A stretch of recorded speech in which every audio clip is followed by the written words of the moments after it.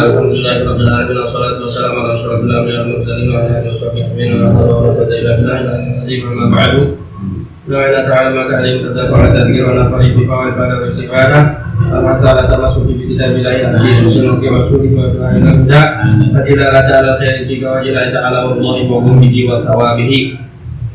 Allahumma karimna binuril fahmi wa khairna min ummati wa ahli wa rahmatik wa sallallahu alaihi wa subhanaka la ilma lana illa ma 'allamtana innaka antal alimul hakim wa sallallahu alaihi wa sallam alhamdulillahirabbil alamin.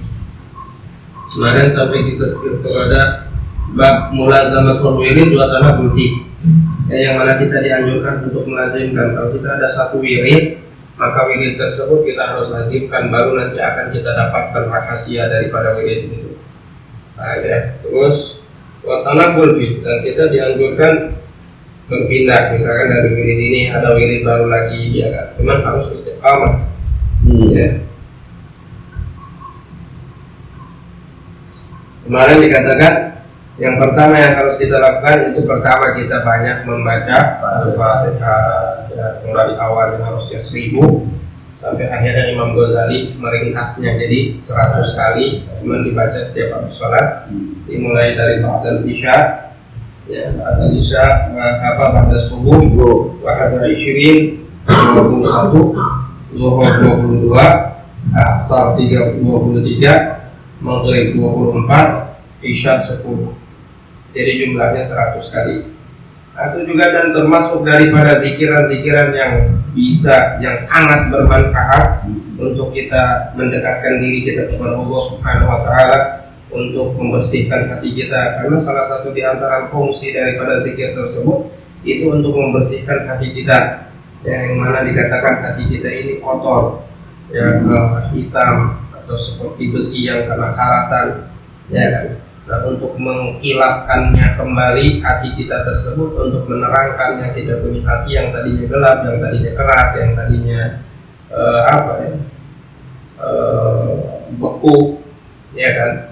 Nah, itu dengan kita berzikir, maka insya Allah hati kita tersebut akan menjadi terang, akan menjadi luruh, akan menjadi lembut, akan menjadi bersih dengan berkat zikir. Ya, jadi zikir itu luar biasa. Salah satu manfaatnya itu seperti zikir la ilaha illallah, itu sangat bermanfaat sekali.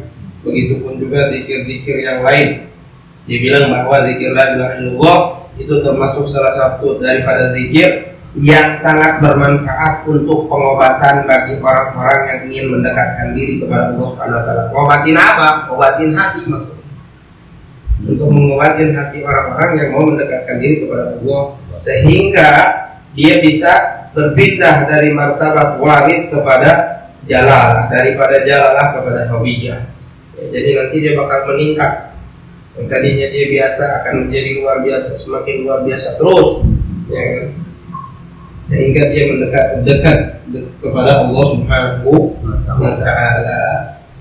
Ya, ada juga di antara mereka yang untuk mendekatkan diri kepada Allah Subhanahu wa taala, mereka dengan cara melakukan, dengan jalan memperbanyak sholawat kepada Nabi Muhammad SAW. Ya, ini tidak diragukan lagi di dalam membaca sholawat, karena sholawat adalah amal yang pasti diterimanya oleh Allah Subhanahu wa taala. Maka apabila mana kita banyak memperbanyak sholawat kepada Nabi Muhammad SAW, maka saya kita akan bersih hati kita, dekat kepada Allah, mendapat ridha dari Allah, rahmat Allah, ampunan daripada Allah, dan kita mendapatkan kekhusyukan daripada Nabi Muhammad SAW. Banyak sekali manfaat daripada membaca sholawat untuk kabul hajat dan yang lain-lainnya. Ya, ada juga di antara mereka yang mendekatkan diri kepada Allah Subhanahu wa taala itu dengan merutinkan baca Al-Quran. Luar biasa. Al-Quran itu Allah Subhanahu wa taala kasih pahala orang yang baca Al-Quran bukan per kalimat, akan tetapi per huruf. Setiap satu huruf Allah kasih 10 macam kebaikan. Ya kan? Itu kalau kita bacanya nggak punya wudu dengan hafalan. Kalau kita bacanya punya wudu, luar biasa. Apalagi kalau kita bacanya punya wudu, bacaannya bagus, ya terus kita ngerti artinya, kita bisa memahami artinya, itu lebih besar lagi. Ya, gitu. Sebagaimana yang diceritakan, yang diterangkan di dalam hadis tentang keutamaan membaca Al-Quran, dan termasuk salah satu cara untuk seseorang hamba mendekatkan diri kepada Allah Subhanahu Wa Taala, untuk membersihkan hati, untuk menerangkan hati, untuk melembutkan kita punya hati dengan baca Al-Quran. Ya, karena dikatakan salah satu daripada manfaat melihat huruf Al-Quran itu kita bisa, orang yang hatinya keras bisa menjadi lembut, orang yang hatinya hitam bisa menjadi terang dengan berkat baca Al-Quran. Allah dalam doa Allah menawwir bil kitabi basari, Allah menawwir qulubana, Allah menawwir bil kitabi basari. Ada doa, ya Allah berikanlah cahaya, ya, bil kitab, Allah menawwir bil kitabi basari, ya kan, berikanlah cahaya dengan kitab, dengan Al-Quran, basari, mata, ya, mata kita, hati kita, ya itu. Waj'alil Qur'ana azima rabi'a qulubina, kayak gitu. Bisa menjadi penerang hati, ya, penyejuk hati. Al-Quran luar biasa, ya kan.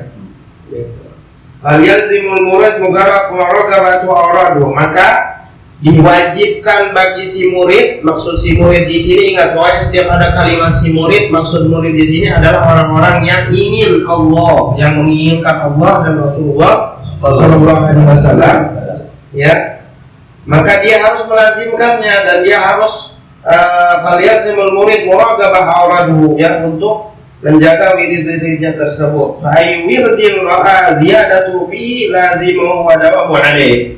Dan ketika kita merasa membaca satu wirid yang memang dia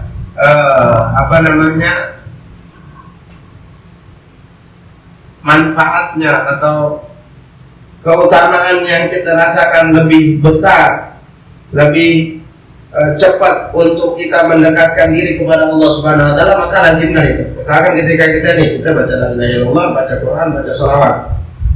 Tapi ada bacaan yang kalau kita baca kayaknya kita lebih cepat untuk mendekatkan diri kita kepada Allah Subhanahu, lebih khusyuk, lebih terus bertambah kekhusyuan kita, kenikmatan kita di dalam berwirid tersebut, maka itu yang harus kita lebih utamakan, ya. Itu. Jadi kadang ada orang yang dia dengan Al-Quran maka dia akan lebih cepat lagi menuju kepada Allah Subhanahu Wa Taala. Ada yang dengan sholawat, ada yang dengan zikir la ilaha illallah. Nah itu kita makanya harus menjadi orang yang cerdas, orang yang pintar, harus selalu memperhatikan keadaan kita, ya, gitu. Fa'inna ahabul a'mal ilallah adwamuha wa inqal, maka sesungguhnya amal yang paling dicintai oleh Allah Subhanahu Wa Taala amal yang sedikit tapi dawam. Allah Subhanahu Wa Taala akan mencintai amal yang sedikit, amal sedikit tapi dilakukan secara dawam. Itu lebih dicintai sama Allah Subhanahu Wa Taala daripada amalan yang banyak tapi dia tidak dawam. Orang baca Quran udah bulan puasa doang, atau bulan puasa doang, habis bulan puasa tutup Quran setahun, ya, hampir dulu kan. Ya, harusnya kita baca walaupun satu lembar setiap hari, tapi kita, nah itu luar biasa, ya. Jadi Allah Subhanahu Wa Taala lebih mencintai amal yang sedikit tapi dawam daripada yang banyak hanya sekali-kali doang. Cuma tetap ada anjuran, nanti mungkin di sini juga ada bahasan. Ya, kita ini setiap kali kita mendapatkan wirid, kita misalkan pernah dengar, oh ini bacaan ini kayak gini di pengajian atau lagi kita hadir maulid atau apa, dianjurkan oleh Imam Nawawi. Imam Nawawi mengatakan kita dianjurkan untuk mengamalkannya walaupun dalam seumur hidup satu kali. Misalkan kita dapat, oh ada sholawat ini manfaatnya kayak gini, ya kan? Boleh kita amalin, bahkan dianjurkan. Kita harus mengamalkannya walaupun satu kali seumur hidup, karena nanti insya Allah kita bakal lihat berhasil. Gak Syekh al-Amri wa idakan al-murid fi hijri syekhin fala yashtagi illa bima ya'muru bihi syekhu minal adhkar wal awrad wa ghairuha min sa'ir ibadah. Nah ini bab adab. Berkata Syekh Al-Amri ini, beliau mengatakan apabila mana si murid sedang berada di sisi gurunya, maka hendaknya lah dia tidak beramal kecuali amal-amalan yang memang diperintahkan sama gurunya. Ini adab. Adab seseorang murid terhadap gurunya. Ketika di hadapan gurunya dia tidak boleh, misalkan dia wirid yang banyak atau enggak. Dia cukup melakukan amalan atau melakukan ibadah yang memang diperintahkan sama gurunya. Nah, maaf, jangan sampai misalkan ada orang pas di depan gurunya, dia sholat, kopiah nanti enggak. Iya kan? Bahkan misalkan dia mau terlintas nggak berhenti, ya kan? Di depan gurunya, iya. Tapi kalau pas keluar dari tempat itu, dia jauh daripada gurunya, boro-boro habis zuhur aja udah asar doang, ya kan, maghrib doang, nggak ada qobliyah, nggak ada ba'diyah, ya kan? Gitu. Tapi pas lagi di depan gurunya, seakan-akan dia pengen dianggap bahwa dia yang paling ibadah, paling rajin, paling apa. Nah itu nggak boleh, ya kan? Jadi untuk menjaga adab apa? Guru kita misalkan kita sholat berjamaah, wirid apa yang dibaca sama mereka, ya udah kita ikutin wirid itu, udah selesai, mereka nggak baca wirid, udah kita diam. Ya, ini adab luar biasa. Kadang ada mengapa orang nih, ya kan? Kita nih kadang-kadang hadir majlis, ya kan? Misalkan orang yang di majlis ini dia lagi baca wirid, misalkan baca ratib, pemimpin majlisnya baca ratib atau baca yasin, atau misalkan dia lagi nerangin kitab atau apa. Kadang ada orang dia sibuk dengan wiridannya dia sendiri. Itu nggak boleh. Itu bukan suatu adab. Itu dulu pernah ada zamannya Habib saya itu sampai beliau negor orang. Dia bilang, apa kamu nggak apa yang kita bawa, apa yang kita baca, apa yang kita sampaikan ini apa kurang baik, apa kurang bagus? Kenapa? Dia lebih memilih wirid sendiri atau apa? Padahal dia lagi di lingkungan majelis apa? Nah itu, jadi kita harus ini dikasih tahu kita sama Habib Ali bin Hasan bagaimana adab kita ketika kita di hadapan guru-guru kita. Ya. Jadi kita cukup. Kecuali misalkan kita kamu baca sholawat 300 kali, disuruh kita baca. Kalau nggak disuruh, jadi ya, walaupun biasanya kita itu entah baca Quran atau enggak, tapi ketika di hadapan guru kita, ya kan, maka kita coba yashtagi ila bima ya'muru. Kita jangan melakukan sesuatu kecuali yang diperintahkannya saja. Bima ya'muru bijahu, kecuali segala sesuatu yang diperintahkannya, yang diperintahkan oleh gurunya daripada apa? Daripada zikir, daripada wirid, dan juga hal-hal yang lain daripada perkara-perkara ibadah, dari seluruh ibadah. Nah, Waqala Muhammad bin Thabit al-Bunani radhiyallahu anhuma lamma hadartu bil wafa ja'altu al-ulaqinu syahada faqala li yabni da'ni fa inni fi wirdis sabi, ya. Telah berkata Muhammad bin Thabit al-Bunani radhiyallahu anhu, semoga Allah meridhai keduanya.